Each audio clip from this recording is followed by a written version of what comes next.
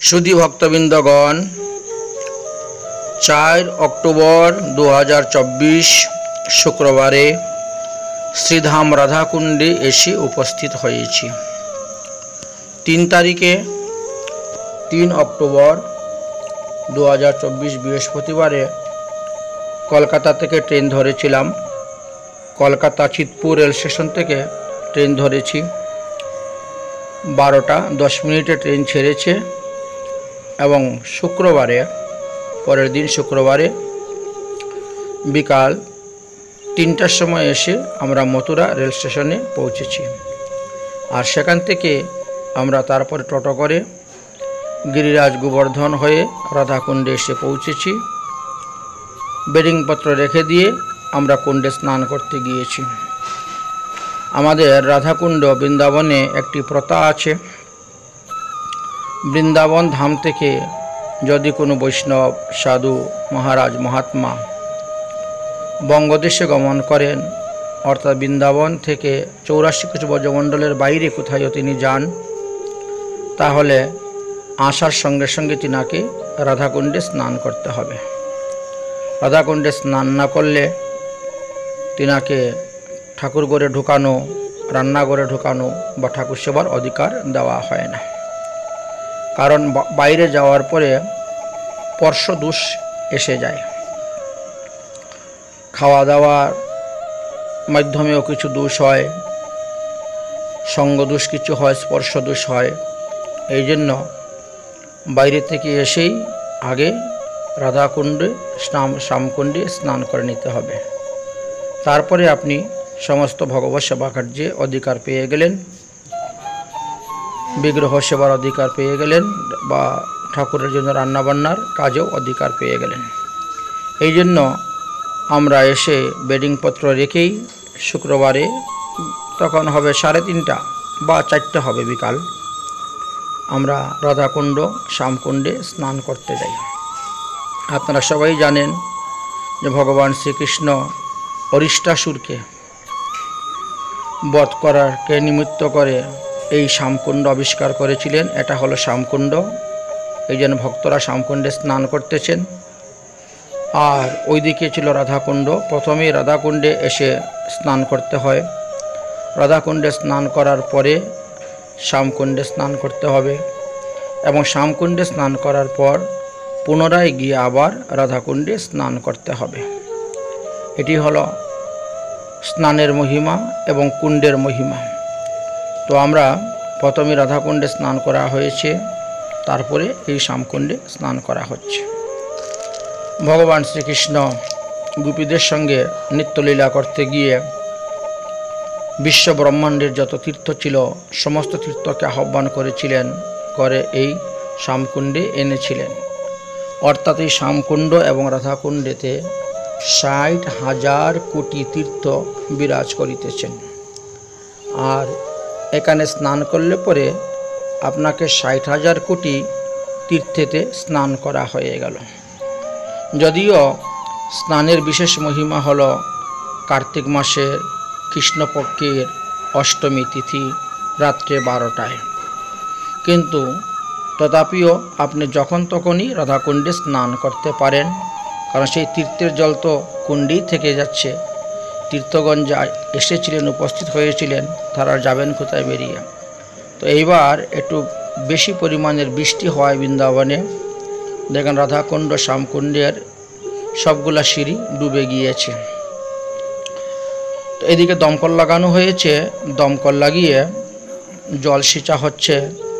আজ 15 দিন ধরে চলতেছে, আরও 15 দিন ধরে চলবে। 1 মাস যাবৎ জল সিঁচে কমসে কম কুণ্ডের 4 থেকে 5টা সিঁড়িকে ভাসাতে হবে। না হলে কুণ্ড স্নানের সময়ে লক্ষ লোকের ভিড়ে এত লোক কোথায় দাঁড়াবে, কোথায় বসবে আর কোথায় বা স্নান করবে। এই কারণে দমকল লাগিয়ে জল সিঁচে ফেলা হচ্ছে ললিতা কুণ্ডের দিকে। আপনাদেরকে পরে ললিতা কুণ্ড দেখাবো, এখন আমরা রাধাকুণ্ড দেখাচ্ছি। এই দেখেন, প্রথমে তারা এই রাধাকুণ্ডে স্নান করলো, তারপরে গিয়ে শ্যামকুণ্ডে স্নান করলো, তারপরে সে আবার পুনরায় রাধাকুণ্ডে স্নান করলেন। তো এটাই হলো নিয়ম। এই রাধাকুণ্ড স্বয়ং রাধারানী কুণ্ডরূপে বিরাজ করিতেছেন।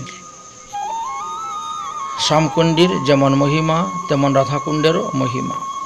কুণ্ডের জলে কখনো সাবান সুতা ব্যবহার করতে নাই, থুতু ফেলতে নাই, কুল্লা ফেলতে নাই, ব্রাশ করতে নাই, তেল আদি ব্যবহার করতে নাই।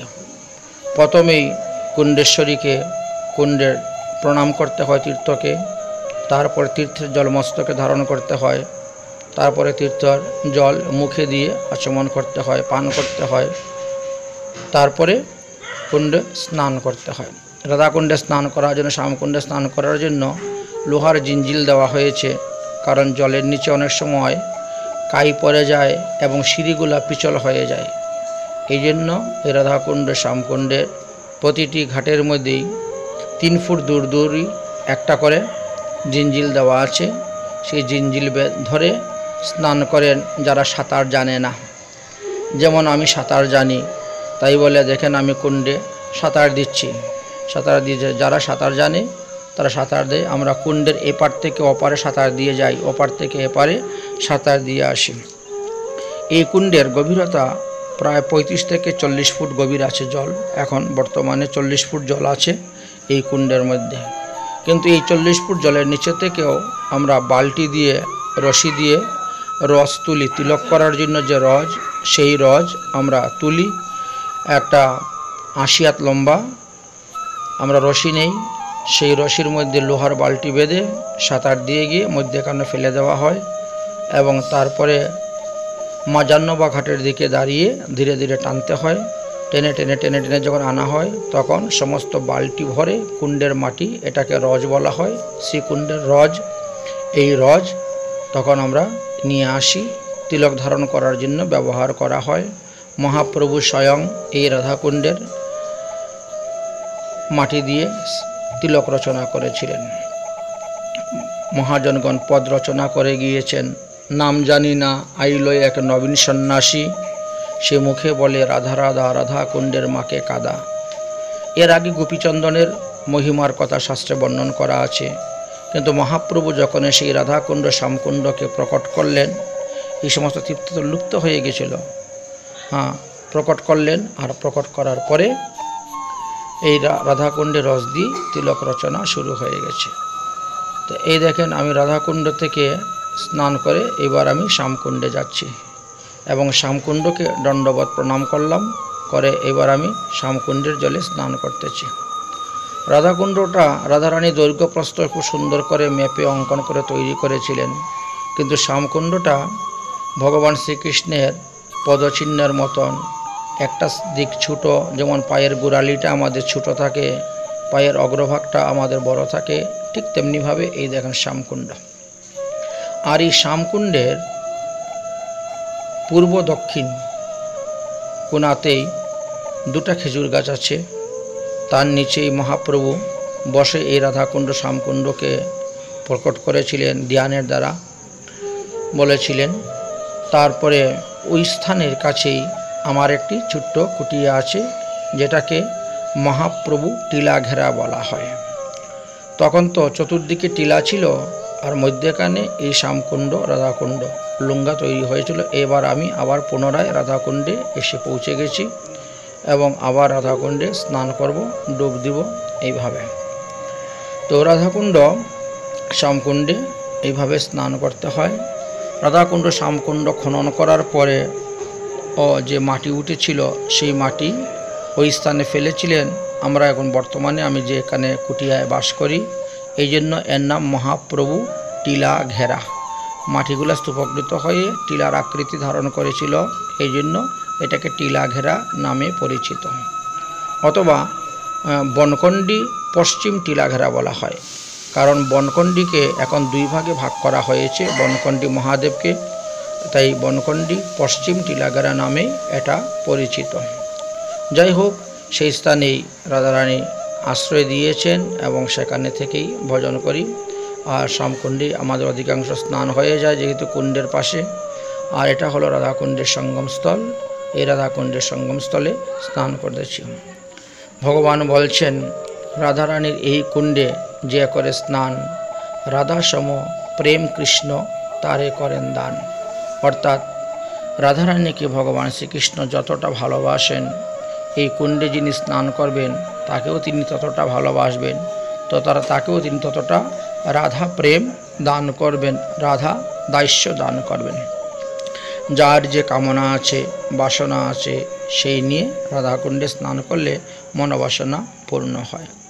এমনকি স্নানের কালে স্নানের জলে দাঁড়িয়ে আপনি রাধা কৃপা কটাক্ষ পাঠ করতে পারেন। যেমন মুনীন্দ্রবিন্দ্র বন্দিনী ত্রৈলোকশোকহারিণী প্রসন্ন ভক্ত পঙ্কজিনী কুঞ্জভূবিলাসিনী ব্রজেন্দ্রবানু নন্দিনী ব্রজেন্দ্রসনু সঙ্গতি কদা করিস সীমাং কৃপা কটাক্ষ ভাজনম। এভাবে কৃপা কটাক্ষ পাঠ করতে পারেন। পিতৃপুরুষের উদ্দেশ্যে আপনি জল তর্পণও করতে পারেন রাধাকুণ্ডে, শ্যামকুণ্ডে। তারপরে আমরা খাওয়া দাওয়া করার পরে সন্ধ্যার সময় আবার গিয়েছি কুণ্ড পরিক্রমা করতে। তখন দেখা যায় কুণ্ডে আরতি চলতেছে। এটি হলো কুণ্ডের আরতি দর্শন করাচ্ছি। 108টা প্রদীপ দিয়ে এই কুণ্ডের আরতি করা হচ্ছে, 108টা প্রদীপ। তো এইভাবে অনেকগুলি প্রদীপ আছে, তো সেইগুলাকে অধিকাংশই এখন জলমগ্ন হয়ে গেছে, কারণ জল কুণ্ডেতে বৃদ্ধি হওয়ায় এই যে কুণ্ডের দ্বিতীয় সিঁড়িতে, তৃতীয় সিঁড়িতে, চতুর্থ সিঁড়িতে এইভাবে করে আর সেইগুলাকে একেবারে ফিক্সড তৈরি করে রাখা হয়েছিল 108টা করে প্রদীপ, যাতে যত লোকে প্রদীপ দেখাবে দেখিয়ে ওর মধ্যে প্রদীপটা রেখে দিবে, এই জন্য সেভাবে লাগানো আছে। দেখেন সবাই কেউ চামর দেখাচ্ছেন, কেউ পাখা দেখাচ্ছেন, কেউ বা আরতি প্রদীপ দেখাচ্ছেন। আমরাও সেই আরতি প্রদীপ গিয়ে দর্শন করেছি, রাধারানীর আরতি, রাধাকুণ্ডের আরতি, এবং অনেক ভক্তগণ সমাগত হয়ে আছেন। এটি হলো ঝুলনতলার দিকে, ঝুলনতলার দিকে যে ঘাটটা বা বাজারের দিকে যে ঘাটটা, সেই ঘাটটা অর্থাৎ রাধাকুণ্ডের পশ্চিম তট। এটা পশ্চিম তটের সিঁড়ি। অনেকে দেখেন বসে এখানে হরিনাম জপ করতেছেন, কেউ বা ষোলমালা জপ করতেছেন, কেউ বা আরও বেশি জপ করতেছেন। এইভাবে কুণ্ডের চতুর্দিকে বসে সবাই জপ করতেছেন। তো রাতের অন্ধকার, সেই সময়ে একটু কারেন্টের সমস্যা ছিল, সব দিকে আলোটা জ্বলে নেই। একমাত্র কালী কুণ্ডস্থানের সময়ই সরকার থেকে চতুর্দিকে লাইটের ব্যবস্থা করা হয়। অন্য সময় অল্প অল্প লাইট থাকে, সেই লাইটের আলোর মধ্যেই আমি আপনাদেরকে দেখাচ্ছি এবং আমি স্বয়ং সেখানে দাঁড়িয়ে দর্শন করেছি। এই হলো রাধাকুণ্ডের আরতি, রাধাকুণ্ডের শোভা, রাধাকুণ্ডের স্নানের মহিমা। এইভাবে আমরা রাধাকুণ্ড শ্যামকুণ্ড দর্শন করার পর রাধাকুণ্ড শ্যামকুণ্ডের চতুর্দিকে যতগুলো মন্দির ছিল সবগুলো মন্দির পরিক্রমা করে করে দর্শন করিয়েছি। আমার সঙ্গে যারা যাত্রী ছিলেন তাদেরকেও আমরা দেখালাম। অল্প অল্প করে পরিমাণে সব আমরা দর্শন করালাম। এটি হলো মহাপ্রভু টিলাঘেরার সামনে যেটা মহাপ্রভু বৈঠক, দুটা খেজুর গাছ আছে সেইখানে। এটা হলো মহাপ্রভু বৈঠকের, সেই জন্য মহাপ্রভু বসে আছেন এবং চতুর্দিকে মহাপ্রভু লীলাগুলা মূর্তি রূপে তৈরি করে দেখানো হচ্ছে। ভগবান কোথায় কোথায় কখন কখন কিভাবে লীলা করেছিলেন এই সমস্ত লীলাগুলা উপরে অঙ্কন করে দর্শন করানো আছে। এই সমস্ত লীলার কথা শ্রী চৈতন্য চরিতামৃত গ্রন্থেতে বিস্তারিতভাবে বর্ণন করে গিয়েছেন। চৈতন্য ভাগবত, চৈতন্য মঙ্গল, চৈতন্য চন্দ্রোদয় নাটক, এইসবগুলাতেই মহাপ্রভু লীলা বিস্তারিতভাবে বর্ণন করে গিয়েছেন। আমরাও সেইগুলোই আপনাদেরকে দেখাচ্ছি। উপরে সেই সমস্ত লীলাগুলাকে অঙ্কিত করে, চিহ্নিত করে, সুন্দর করে সাজিয়ে রাখা হয়েছে। এগুলা পাথরের খোদাই করা এবং তার উপরে রং করে তৈরি করা হয়েছে। তো খুব সুন্দর এই মহাপ্রভুর বৈঠক। রাধাকুণ্ডে মহাপ্রভুর তিনটি মন্দির আছে। একটা হলো মহাপ্রভুর বড় মন্দির, একটা মহাপ্রভুর ছোট মন্দির, আর এক হলো মহাপ্রভুর বৈঠক। এই তিনটি আছে। সেই তিনটির মধ্যে এখন আপনাদেরকে দেখাচ্ছি এটা রাধাকুণ্ডের বৈঠক। সেই বৈঠক স্থানটা আমরা আপনাদেরকে দেখাচ্ছি। বৈঠক স্থান পার হওয়ার পরেই শ্যামকুণ্ডের ঘাট আসবে। শ্যামকুণ্ডের ঘাট দর্শন করার পরেই যখন সামনে একটু অগ্রসর হবেন তখন পতিতপাবন মন্দির আপনারা দর্শন করতে পারবেন এবং পতিতপাবন মন্দিরের পাশেই আছেন বড় মহাপ্রভু মন্দির। তো তো এখানে প্রসাদ বিতরণ করা হয়েছিল, প্রসাদ রাখা হয়েছে। হনুমান বসে বসে প্রসাদ গ্রহণ করতেছেন, ভগবানের প্রসাদ গ্রহণ করতেছেন এবং ভক্তদেরকে দর্শন দিচ্ছেন, নিজেও দর্শন করছেন, আনন্দ অনুভব করছেন ভক্তদেরকে। তো আমরাও পাশে বসেছিলাম, আমাদের পাশে রাধাকুণ্ডের যেগুলা হনুমানগুলো আছে, বান্দরগুলো আছে, এরা খুবই নর্ম এবং ভদ্র। এরা কারো চশমা নেয় না, জুতা চপ্পল নেয় না, মোবাইল, ব্যাগ, মালা ঝুলা কোনো কিছুই নেয় না। এমনকি কাউকে কামড়া নিয়েও কম বা কামড়া টামড়ায় না। কিন্তু বৃন্দাবনের যদি যান আপনি, বৃন্দাবনের বানরগুলো আপনার চোখের থেকে চশমা খুলে নিয়ে চলে যাবে, হাতের থেকে মোবাইল নিয়ে চলে যাবে, ব্যাগ টান দিয়ে নিয়ে চলে যাবে, অথবা আপনাকে কখনো কামড়াতেও পারে, এরকমভাবে হয়ে থাকে। কিন্তু রাধাকুণ্ডে রাধারানীর কৃপাতে এরা কিন্তু এইগুলা করতে চায় না। এরা বেশ শান্তশিষ্ট ভদ্রভাবেই থাকে। খাবার দিলে খাবার গ্রহণ করলো এবং তার মতো সে তারপরে চলে যায়। এই দেখেন, কেউ হয়তো নিজেরা ভয় পেয়ে উঠে চলে যাচ্ছে, সেটা আলাদা, কিন্তু না হলে যায় না। এবার আমরা তার পরের দিন আমরা শনিবারে সকালবেলা গিরিরাজ পরিক্রমা করতে বেরিয়েছি। রাধাকুণ্ড থেকে গিরিরাজ পরিক্রমা করতে শুরু করেছি এবং ক্রমানুসারে ধীরে ধীরে আমরা কুসুম সরোবরে গিয়ে উপস্থিত হয়েছিলাম।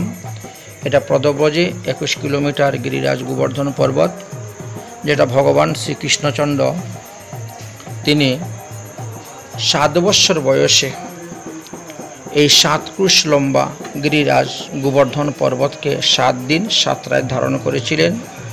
সেই গিরিরাজ পর্বতেরই পদদেশে, বলতে গেলে গিরিরাজ পর্বতের উপরেই এটি হলো কুসুম সরোবর। তো এই সরোবরে তীরে খুব ফুল বাগান ছিল, অপূর্ব সুন্দর সুন্দর ফুল বাগান। স্বয়ং রাধারানী আসছেন এবং তিনি এই স্থানে বসে ফুল চয়ন করতেন, পুষ্প চয়ন করতেন। এই জন্য তাকে এখানে বলা হয়েছে কুসুম সরোবর। প্রতিদিন হাজার হাজার ভক্তগণ গিরিরাজ গোবর্ধন পরিক্রমা করেন। সকাল থেকে সারাদিন সারা রাত্রি চলতেছে। প্রত্যেকে দলবদ্ধভাবে গিরিরাজ গোবর্ধন পরিক্রমা করে যান, কীর্তন করে যান, নৃত্য করে যান, এইভাবে গিরিরাজ পরিক্রমা করেন। আমরাও কুসুম সরোবরে পর্যন্ত এসে পৌঁছেছি আমাদের গিরিরাজ পরিক্রমা করতে করতে, এবং কুসুম সরোবর থেকে একটু সামনে অগ্রসর হলে পরেই আমরা দেখতে পাই নারদ কুণ্ড, এবং নারদ কুণ্ডের পরে হলো গোয়ালপুকুর, গোয়ালপুকুরের পরে হলো কিল্লুল কুণ্ড, এবং কিল্লুল কুণ্ডের পরে হলো মানসী গঙ্গা। তো ক্রমানুসারে সব কিছু ভিডিও করা বা দেখানো সম্ভব হয় না, তাতে অনেক লম্বা চড়া হয়ে যাবে। তাই আমরা মধ্যে মধ্যে কেটে কেটে আপনাদেরকে দেখাচ্ছি। এটা হলো গোয়ালপুকুরের মন্দিরের পাশের চিহ্নটা দেখানো হচ্ছে, এবং পদব্রজে হেঁটে আমরা পরিক্রমা করতেছি এবং আপনাদেরকে দর্শন করিয়ে যাচ্ছি। এবার আমরা মানসী গঙ্গার ভিতরে প্রবেশ করেছি। এটি হলো মানসী গঙ্গা।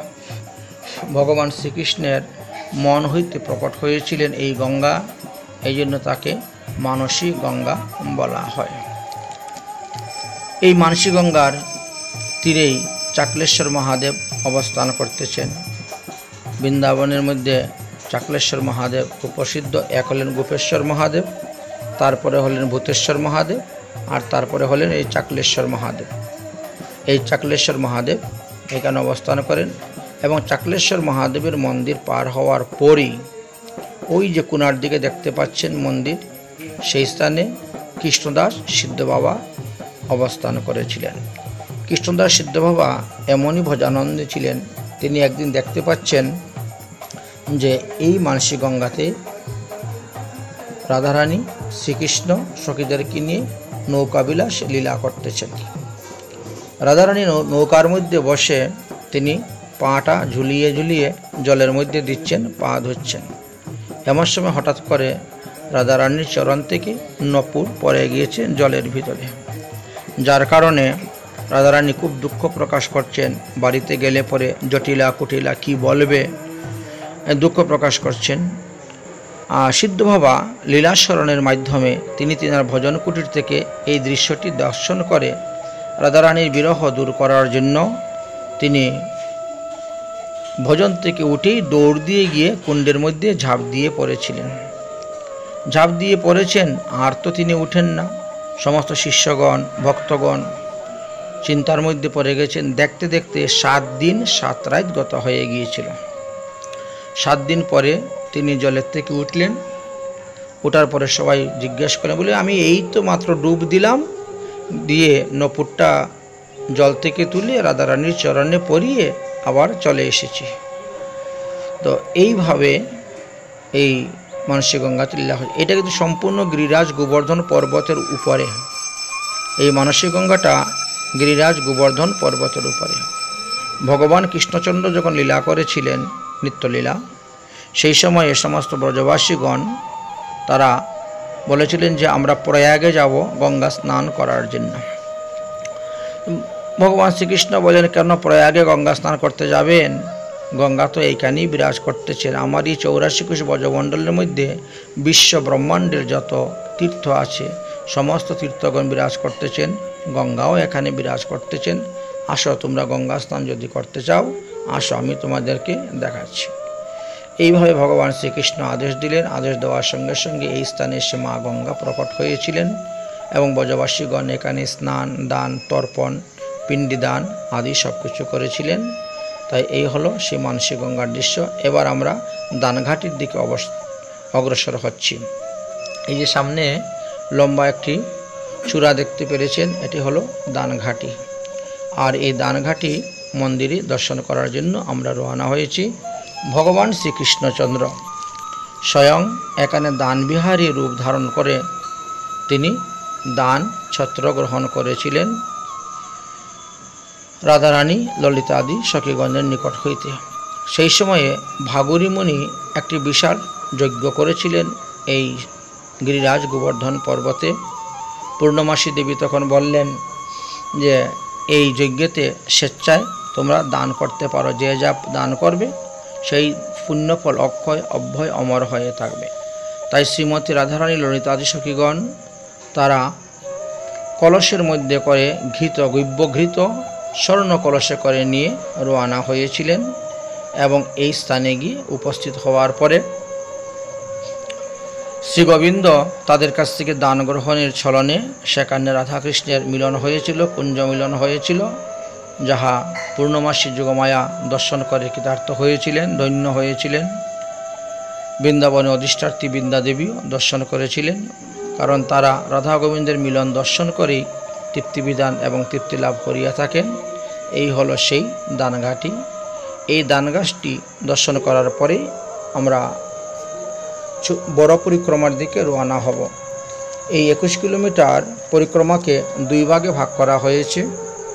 রাধাকুণ্ড হইতে গোবর্ধন পর্যন্ত এটা হলো ছোট পরিক্রমা, অর্থাৎ এই পরিক্রমাতে আমাদের মাত্র 9 কিলোমিটার থাকে, 9 কিলোমিটার থাকে। আর দানঘাটি হইতে পুষ্টির লুটা হয়ে যেটা যাওয়া হয় সেটাতে আমাদের থাকে 12 কিলোমিটার। পুষ্টির লুটা হয়ে আমরা আসি যখন সেটা হয় 12 কিলোমিটার। তো এইভাবে আমাদের 21 কিলোমিটার হয়ে থাকে।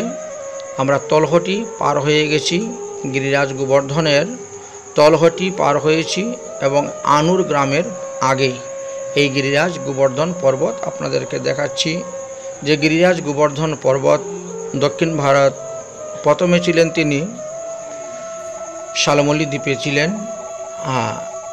সেখান থেকে তারপরে হনুমান নিয়ে এসেছিলেন দক্ষিণ ভারতে এবং দক্ষিণ ভারত থেকে নিয়ে আসলেন পুলস্ত মণি। তিনার ইচ্ছা ছিল কাশীতে নিয়ে যাবেন, কিন্তু পরিস্থিতি এমন হয়েছিল যে তিনার লঘুসংখ্যার বেগ হওয়ার কারণে এই স্থানে রেখে দিয়েছিলেন।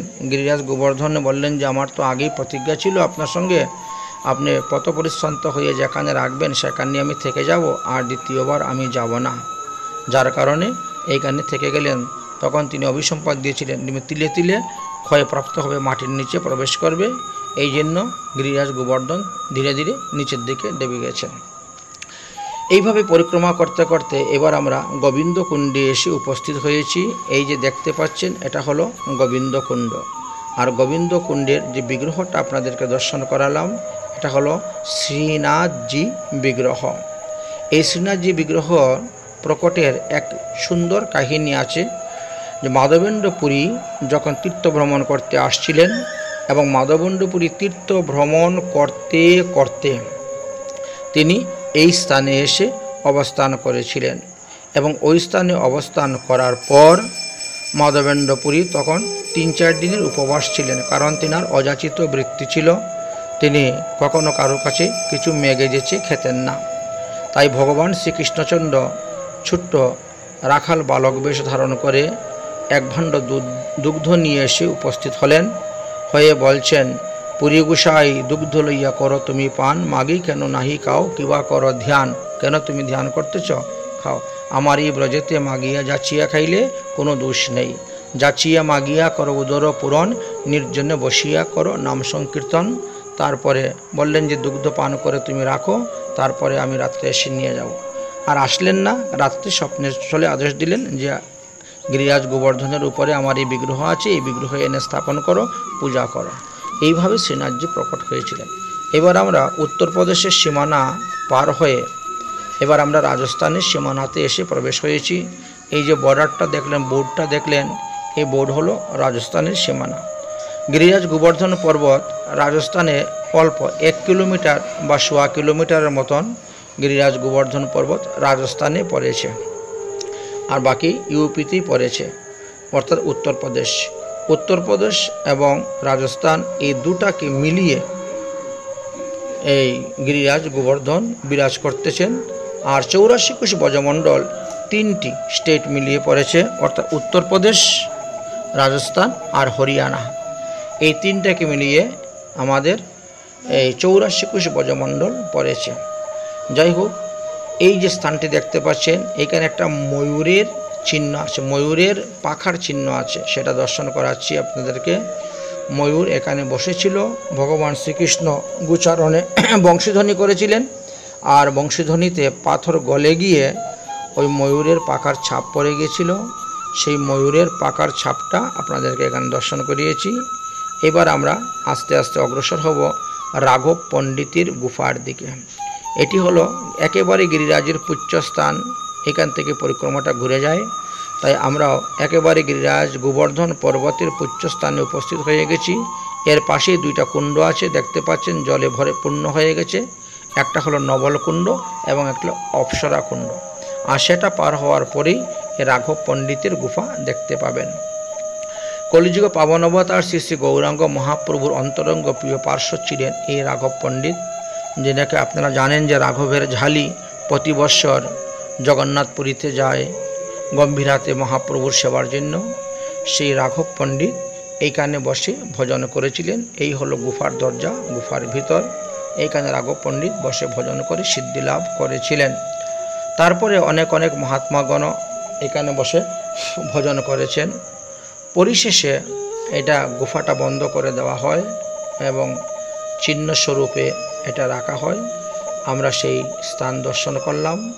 দর্শন করার পরে আমরা আরেকটু সামনে অগ্রসর যখন হলাম, তখন এটা হলো দেবরাজ ইন্দ্রের অপরাধ ভঞ্জন স্থান। ভগবান শ্রীকৃষ্ণ যখন ইন্দ্র পূজা বন্ধ করে দিয়ে গিরিরাজ গোবর্ধনের পূজা চালু করেছিলেন, তখন ইন্দ্র ক্রোধিত হয়ে 7 দিন 7 রাত বৃষ্টি দিয়েছিলেন। বৃষ্টি দেওয়ার পরেও যখন তিনি কিছু করতে পারলেন না, তখন ভগবান শ্রীকৃষ্ণকে তিনি বুঝতে পারলেন এবং চরণে পরে ক্ষমা ভিক্ষা চেয়েছিলেন। এই হলো সেই ক্ষমা ভিক্ষা স্থান। এই স্থানে দেবরাজ ইন্দ্র ভগবানের চরণে ক্ষমা চেয়েছিলেন, অপরাধ ভঞ্জন হয়েছিল। দেবরাজ ইন্দ্রের অপরাধ ভঞ্জন স্থান হলো এই স্থান।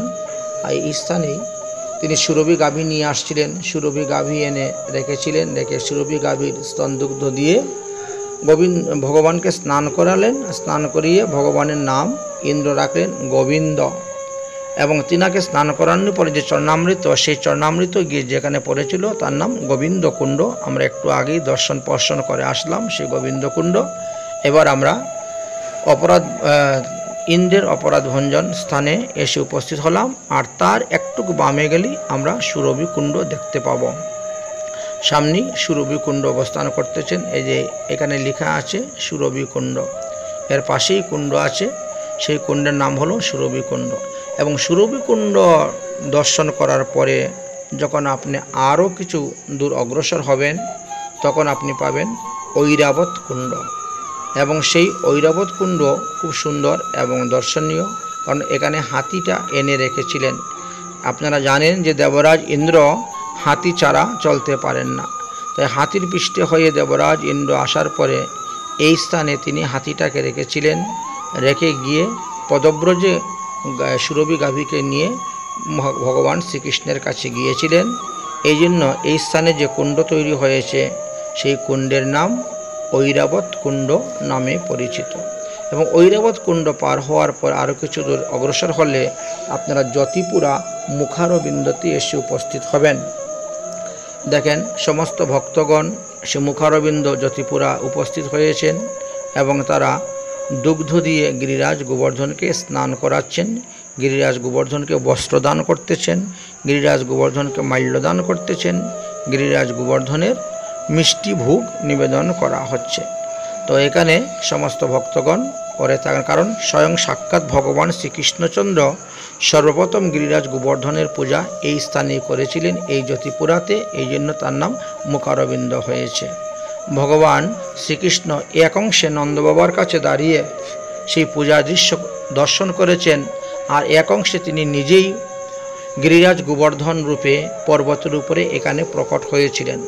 প্রকট হয়ে বললেন যে আমি সেই গিরিরাজ গোবর্ধন পর্বত, দাও আমার পূজা করো, এবং কি কি দ্রব্য সামগ্রী নিয়ে এসেছো সব আমাকে দান করো, আমি ভোজন করব।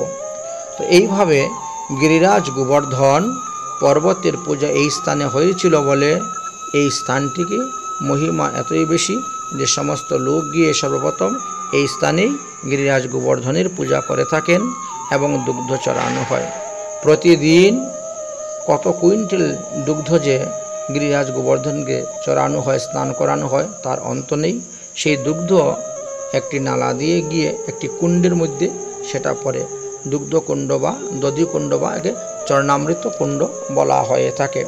সেই স্থানে গিয়ে সমস্ত দুগ্ধ গিয়ে জমা হয়। তো এই সেই গিরিরাজ গোবর্ধনের মহিমা, গিরিরাজ গোবর্ধন পর্বত এর মুখারবিন্দ জ্যোতিপুরা। এই জ্যোতিপুরাতে সমস্ত ভক্তগণ গিয়ে গিরিরাজ গোবর্ধনের সাক্ষাৎ পূজা করে থাকেন। গিরিরাজ গোবর্ধন দর্শন, স্পর্শন এবং পরিক্রমা যিনি করেন, তিনাকে আর পুনরায় মাতৃগর্ভে ফিরে আসতে হয় না, অর্থাৎ তিনি 84 লক্ষ যোনি থেকে মুক্ত হয়ে যান। তিনি ভগবত ধামে গমন করেন। তাই আমরাও এখানে সেই গিরিরাজ গোবর্ধন পর্বতে গিয়েছিলাম। দেখেন সমস্ত ভক্তগণ দুগ্ধ চড়াচ্ছেন, গিরিরাজ গোবর্ধনকে দুধ দিয়ে স্নান করাচ্ছেন। এইভাবে লক্ষ লক্ষ লোকের সমাগম হয়, 56 ভোগ হয়। অন্নকূট এই স্থান থেকেই প্রকট হয়েছিলেন, আবিষ্কার হয়েছিলেন। সর্বপ্রথম অন্নকূট এই স্থানে হয়েছিল, এই মুখারবিন্দ জ্যোতিপুরাতে। তারপরে সেই থেকে প্রতি বৎসরই হয়ে থাকে। কার্তিক মাসের শুক্লপক্ষের প্রতিপদ দিবসে এই অন্নকূট হয়ে থাকে। অন্নকূটের আবিষ্কার, অন্নকূটের প্রচলন, অন্নকূটের প্রথা এই স্থান থেকেই আবিষ্কার এবং প্রকট হয়েছিল। স্বয়ং ভগবান শ্রীকৃষ্ণচন্দ্র স্বহস্তেই এই কার্য করে গিয়েছিলেন। এমনকি এইখানে পূজা করার পরে গো পূজা করা হলো, গাভী মাতার পূজা করা হলো, এবং তারপরে ব্রাহ্মণ বৈষ্ণবে ভোজন করানো হলো। আর ভোজন করানোর পরে ভগবান শ্রীকৃষ্ণচন্দ্র স্বয়ংই গোমাতাদেরকে সঙ্গে করে নিয়ে, সমস্ত রাখালদেরকে সঙ্গে করে নিয়ে তিনি এই 21 কিলোমিটার গিরিরাজ গোবর্ধন পর্বত পদব্রজে পরিক্রমা করেছিলেন। তাই সেই থেকে আজ পর্যন্ত মহাত্মাগণ, গৃহস্থ বৈষ্ণবগণ, ভক্তগণ, সাধুগণ, সাধারণ জনগণ সকলেই পরিক্রমা এবং পূজা করে থাকেন। এইভাবে সেখান থেকে অগ্রসর হওয়ার পরে আপনি পাবেন গোবর্ধন বাজার। আর গোবর্ধন বাজার পার হওয়ার পরে হলো চুতরটেকা। চুতরটেকা পার হওয়ার পরে এখানে আসলেন সিদ্ধ কৃষ্ণদাস বাবাজির সমাধি। এই স্থানটা যে আমরা দেখাচ্ছি এটি হলো সিদ্ধ কৃষ্ণদাস বাবাজির সমাধি। এই সিদ্ধ কৃষ্ণদাস বাবাজি তিনি ভজন করে বসে দেখতে পাচ্ছেন যে রাধারানী কুসুম সরোবরে যাচ্ছেন ফুল তুলতে এই রাস্তা দিয়ে, আর শ্রী গোবিন্দ উচ্চারণ করতেছেন। রাধারানীকে পেয়ে ফিচকারি দিয়ে এমনভাবে রং দিচ্ছেন যে রাধারানী চোখ খুলে তাকাতে পারতেছেন না, যার কারণে সিদ্ধ বাবা রাধারানীকে কৃষ্ণের হাত থেকে রক্ষা করার জন্য ভজন থেকে উঠে দৌড়তে শুরু করলেন। আর এই স্থানে আসার পরেই তিনি মাটিতে পড়ে গেলেন এবং তিনার পঞ্চত্ব প্রাপ্ত হলেন, নিত্যধামে তিনি গমন করলেন। শিষ্যগণ পিছন থেকে দৌড়ে দৌড়ে আসলেন। আসার পরে দেখেন আশেপাশে কোনো লোক নেই, অথচ বাবার সমস্ত শরীর রঙে দ্বারা ভর্তি হয়ে আছে, প্রচুর পরিমাণে রং তিনার উপরে ঢালা আছে। তো এইভাবে তিনি এইখানে প্রাপ্ত হয়েছিলেন, তাই আমরা দেখালাম। এই যে এখন দেখছেন কুণ্ড, এটাকে বলা হয় উদ্ধব কুণ্ড। আরও পরিক্রমা অগ্রসর হওয়ার পরেই উদ্ধব কুণ্ডে এসে উপস্থিত হওয়া যায়। আর এই হলো সেই উদ্ধব কুণ্ড। আমরা আপনাদেরকে উদ্ধব কুণ্ড দেখাচ্ছি। ভগবান শ্রীকৃষ্ণের যে প্রিয় সখা ছিলেন, যিনি মন্ত্রী ছিলেন, যিনি প্রিয় ভক্ত ছিলেন ভগবান শ্রীকৃষ্ণের, সেই উদ্ধব মহাশয় ভগবান শ্রীকৃষ্ণের কাছ থেকে তিনি ভাগবত বিদ্যা শিক্ষা গ্রহণ করার পর তিনি 84 কোশ ব্রজমণ্ডল পরিক্রমা করতে করতে এই স্থানে এসে অবস্থান করেছেন এবং লতা রূপে, লতা গুল্মলতা রূপে তিনি এই কুণ্ডে বিরাজ করিতেছেন। এখনও ভাগ্যবানেরা ভক্তরা মধ্যে মধ্যে তিনার দর্শন পেয়ে থাকেন। পরীক্ষিত মহারাজ পর্যন্ত 84 কোশ ব্রজমণ্ডল পরিক্রমা করতে এসে উদ্ধবের সঙ্গে তিনার সাক্ষাৎ হয়েছিল। উদ্ধবের মুখ হইতে শ্রীমদ্ ভাগবত মহাপুরাণ শ্রবণ করারও প্রয়াস তিনি করেছিলেন, কিন্তু সেই সময়ে কলি এসে তিনার রাজ্যেতে প্রবেশ হয়ে গেল। হস্তিনাপুর থেকে সংবাদ আসলো, মহারাজ আপনার রাজ্যেতে কলি প্রবেশ করেছে, যার কারণে তিনি আর ভাগবত কথা শুনতে পারলেন না। এখান থেকে কলিকে নিগ্রহ করতে চলে গেলেন। তাই এখানে রাধাকৃষ্ণের বিগ্রহ আছে এবং উদ্ধব মহাশয়ের বিগ্রহ আছে। উদ্ধব মহাশয়ও পূজিত হচ্ছেন এই স্থানে। এই স্থানটি আমরা দর্শন করার পরে যখন আরেকটু অগ্রসর হলাম, তখন আমরা আসলাম সোনার গৌরাঙ্গ। এই সোনার গৌরাঙ্গ মন্দিরটি গৌড়ধাম কলোনির মধ্যে পড়েছে। এই গৌড়ধাম কলোনিতে যত জমি আছে এইগুলা বিক্রি করে যে টাকাটা তিনি পেয়েছিলেন কিশোরীদাস বাবা, তিনি সেই টাকা দিয়ে এই মন্দির নির্মাণ করেছিলেন। এই মন্দিরটি পুরীর জগন্নাথ পুরীর মন্দিরের মতনই হুবহুবু এই মন্দির তৈরি করেছেন। এই জগন্নাথ মন্দিরের মতনই দেখেন 3টি চূড়া বৈশিষ্ট্য, 3টি প্রবিষ্ট বৈশিষ্ট্য, আর ভিতরে শ্রী বিগ্রহ আছেন, প্রায় 6 ফুট লম্বা বিগ্রহ। এই বিগ্রহ সোনার গৌরাঙ্গ বিগ্রহ। ভক্তগণ যাচ্ছেন দর্শন করার জন্য, দর্শন করে সেখান থেকে আসবেন। আসার পরে আমরা আরেকটু যখন অগ্রসর হব, তখন আমরা সেই রামলীলা ময়দান দর্শন করব এবং তৎসঙ্গে শিবখুর অর্থাৎ শ্মশান, যেখানে রাধাকুণ্ডের সমস্ত ভক্তদেরকে সমাধি দেওয়া হয়ে থাকে, সেই শিবকুটটি আপনারা দেখবেন রামলীলা ময়দান। এবং রামলীলা ময়দান থেকে যখন আরেকটু সামনে অগ্রসর হবেন, তখন আপনারা সাক্ষী গোপাল রাধাকান্ত মন্দির পাবেন। রাধাকান্ত মন্দির সাক্ষী গোপাল দর্শন করার পর আপনারা রাধাকুণ্ডে গিয়ে পৌঁছে গেলেন। তো রাধাকুণ্ডে পৌঁছিবার পর রাধাকুণ্ড, এই যে রাধাকুণ্ডের তীরে আমাদের পরিক্রমা এসে উপস্থিত হয়ে গেছে। আমাদের মোটামুটি 21 কিলোমিটার পরিক্রমা আমাদের হয়ে গেছে। এবার রাধাকুণ্ড শ্যামকুণ্ড পরিক্রমা করেই আমরা আমাদের স্বস্থানে প্রস্থান করব। এই হলো সেই রাধাকুণ্ড শ্যামকুণ্ড।